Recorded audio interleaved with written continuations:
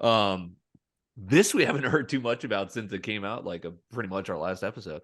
The writer's strike in Hollywood, which is like, okay, late night TV, we haven't heard a peep. It's been shut down, which just goes to show how like the death of late night TV is like, the 75-year-old flips on, the TV at night. There's still cable, Comcast, and they're like, oh shit, this isn't on anymore. Why is it a rerun? They're probably doing reruns actually now that I think about it.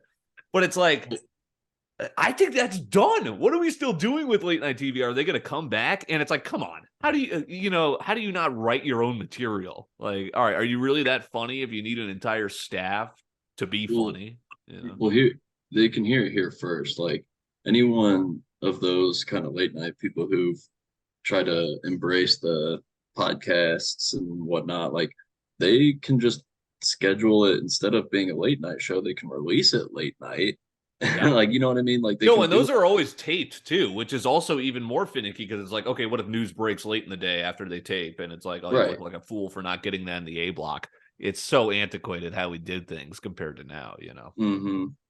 But right, that's the thing too. Podcast is like, it's just so much more immediate. It's on demand. You can listen whenever, as opposed to going to your TV at a appointed time for something that's already been taped. Well, dude, they need to pay these people so shows don't get pushed back. Totally. Yeah. I think it's going to be like shit, COVID really stopped production. Now we're back. Now we have so much, it's great. We're flush with content again. Great content. I'm sure we'll get to some here shortly. But I mean, it's like, hey, these guys, and I think part of it is these people are like, hey, we see what's coming with AI. And they're like, we need some stipulations here so we don't get left out totally in the cold. Because what if you type into fucking ChatGPT, hey, write me a 20-minute dad sitcom that'll get picked up by Freebie?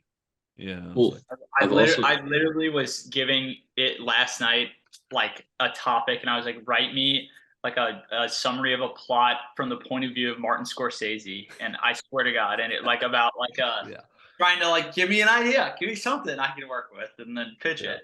Yeah.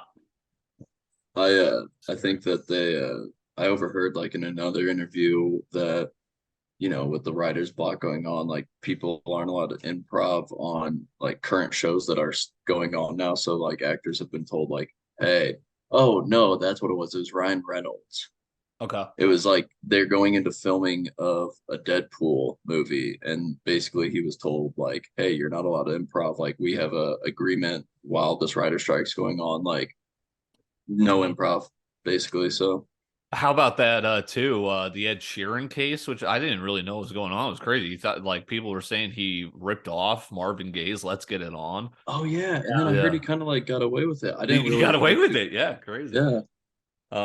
That's interesting. I guess like maybe it had some influence. It kind of sounds like it, but there's so many fucking songs you could go back and like be like, all right, it kind of sounds alike. No kidding. I agree because there's only, in my opinion, there's only so many like generations of like what do they call them, like 808 beats and stuff like that and like eventually overlap. Yeah, I agree. So, like, obviously newspapers are dead and gone, right? Like everything's online anyway now, even, if this New York Times is hanging on loosely as, a newsletter, right? There still are people getting that to their door. But it went from the newspaper to, like, digital journalism, right? Lots of blogs, but then there was the more credible ones, like BuzzFeed News and Vice News. We're not only seeing the end of newspapers, we're seeing the end of digital newspapers. Both of these companies have filed for bankruptcy. Done. Yeah. What BuzzFeed was like literally like valued as a multi-billion-dollar company, and now they're bankrupt. Yeah. Same with Vice. It's nuts. Vice, yeah.